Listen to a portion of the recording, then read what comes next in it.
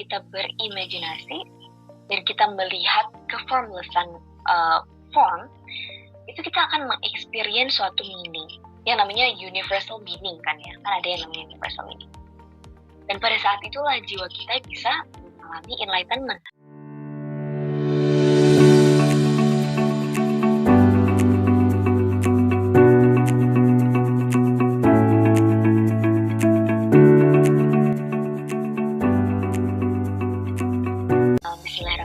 Assalamualaikum warahmatullahi wabarakatuh. Selamat pagi, siang, sore, malam teman-teman semua dimanapun kalian berada. Semoga kalian selalu berada di dalam lindungan Allah Subhanahu Wa Taala. Nah, hari ini kita akan belajar sesuatu yang sangat menarik karena banyak hubungannya dengan sains, dan kita akan betul-betul delve into atau betul-betul mengupas bagaimana korelasi antara alam spiritual dan juga alam sains. Dan pastinya juga kita akan belajar tentang consciousness dan bagaimana kita bisa memanifestasikan materi melalui transcendental meditation, prayer, dan jadi kita akan mulai dari yang namanya imageless now. Di pertemuan sebelumnya kita kan sudah belajar nih tentang imageless now ini, tapi di pertemuan kali ini kita akan betul-betul mereview lagi dan mendalami pemahaman kita tentang si imageless now ini. Seperti yang teman-teman tahu, kalau misalkan daya jiwa kita itu salah satunya itu kan berimajinasi. Kalau kita berimajinasinya menggunakan consciousness nih, atau menggunakan awareness kita, menggunakan kesadaran kita, itu pasti kita akan mendapatkan sesuatu yang real. Kenapa? Karena ketika kita melihat keformlessan. Form, nah ini agak rumit ya. Form itu sebenarnya memiliki elemen formless. Jadi istilahnya esensi dari form atau objek pengalaman contohnya itu sebenarnya ada keformlessan gitu. Jadi pada saat kita berimajinasi dan kita melihat keformlessan form, itu kita akan mengexperience suatu meaning. Kita akan mengexperience suatu yang namanya universal meaning kan ada yang namanya universal meaning. Dan pada saat itulah jiwa kita bisa mengalami enlightenment. Jadi saat imageless now ini berhadapan dengan sesuatu, contohnya objek pengalaman gitu, dia tuh memiliki ruh atau energi gitu loh. Sehingga pada saat kita berhadapan dengan si objek pengalaman ini menggunakan imageless now, maka kita akan mendapatkan esensi dari pengalaman tersebut, mendapatkan esensi dari experience dan juga si objek tersebut, form tersebut gitu loh. Tapi sebaliknya, bila kita berimajinasi berdasarkan ignorance nih misalnya, jiwa kita akan menjadi lemah, akan menjadi powerless, dan akan terjebak di imaginary self. Maka dari itu, ketika kita either we are facing sebuah objek pengalaman atau ketika kita mengimajinasikan sesuatu, itu semua harus berdasarkan pada consciousness, sehingga supaya kita bisa mengambil esensi dari pengalaman tersebut dan juga mengalami suatu universal experience atau meaning. Dengan begitulah jiwa kita bisa mengalami enlightenment, bisa mengalami pencerahan. Jadi imageless now ini sifatnya itu unmoved ya. Jadi dia bisa melahirkan suatu daya imajinasi kreatif atau intelektual gitu.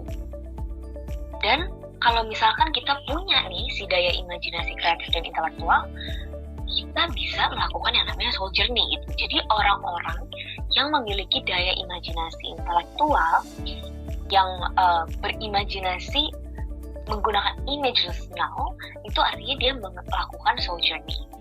Nah, banyak orang yang sebenarnya dia itu cerdas gitu loh, dia pintar, dia bisa menghasilkan karya-karya kreatif dan intelek, tapi dia tidak memahami apa yang dimaksud dengan soul journey. Jadi dia tidak menyadari bahwa dirinya itu sebenarnya sedang melakukan soul journey melalui penciptaan karya-karya intelek tersebut. Maka dari itu sangat penting nih bagi kita untuk memahami yang namanya soul journey. Tadi kan kita udah bicara nih ya yang namanya form dan formless. Form itu sebenarnya apa sih? Form itu bisa berbentuk suatu ilham, suatu inspirasi, suatu objek pengalaman yang dia memiliki sifat formless gitu loh. Jadi dari form ini istilahnya mungkin bisa kita katakan inspirasi lah gitu kan, inspirasi atau suatu pengalaman hidup yang tidak bisa dilihat gitu loh, yang tidak bisa dilihat oleh kasat mata. Jadi dia sifatnya itu masih imaginary. Kalau misalkan imaginary kan berarti formless tuh ya, sifatnya itu formless. Nah, si formlessness ini, suatu sifat yang formlessness ini kita translasikan atau kita transformasikan, kita bahasakan ke bahasa intelektual. Jadi meaning, suatu meaning, universal meaning yang kita experience melalui imajinasi kita bahasakan lagi, kita materikan lagi, kita manifestasikan lagi menjadi suatu materi yang kali ini bisa dilihat dengan mata manusia biasa gitu loh. Jadi istilahnya si form yang kita ciptakan ini melalui proses materialisasi formlessness itu terpungkung atau dia terikat atau bound di space and time gitu.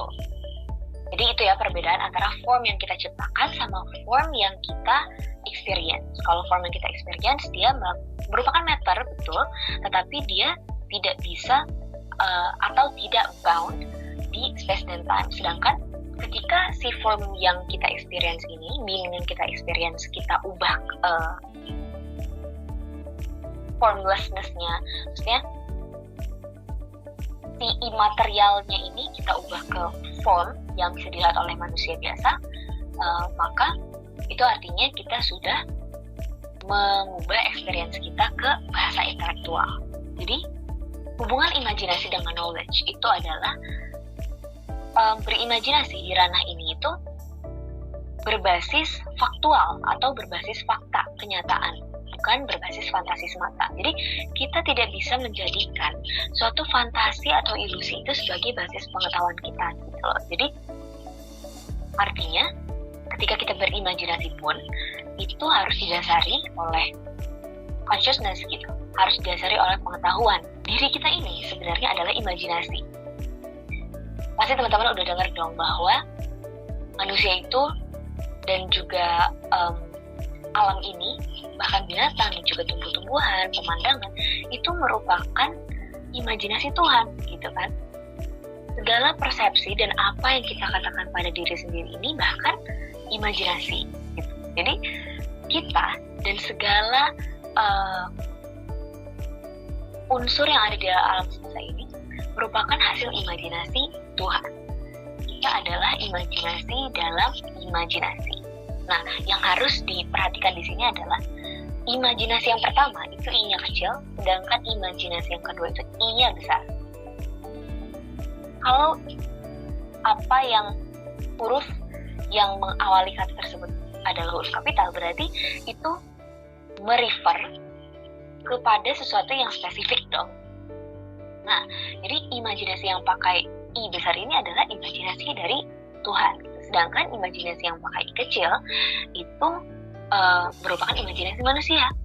Nah, perbedaannya apa? Perbedaannya adalah kalau imajinasi manusia itu memiliki dua kemungkinan. Jadi ada dua kemungkinan result, yaitu ilusi atau real gitu. Jadi seperti yang sudah saya bicarakan tadi, imajinasi itu bisa berbasis ignorance, bisa berbasis consciousness kan. Jadi kalau misalkan berbasis ignorance itu dia bisa menghasilkan suatu ilusi, sedangkan kalau misalkan berbasiskan consciousness, dia bisa menghasilkan sesuatu yang real. Dan kita sendiri yang menciptakan imajinasi tersebut, artinya mengalami sesuatu yang real. Kebalikannya, imajinasi Tuhan itu sifatnya qadim atau eternal. Jadi dia itu tidak diciptakan, tidak pula bisa berubah, tidak pula bisa digerakkan gitu. Nah, jadi salah satu sifat Tuhan itu adalah al-musawwir kan, yang artinya adalah yang maha pemberi bentuk. Nah, jadi kenapa kita berimajinasi. Kenapa kita bisa melakukan sesuatu yang sangat kreatif, bisa menciptakan suatu karya yang sangat memiliki nilai atau value yang intelek gitu. Karena di dalam diri kita ini ada esensi Tuhan. Kita merupakan bayangan dari cahaya yang dipancarkan oleh Tuhan.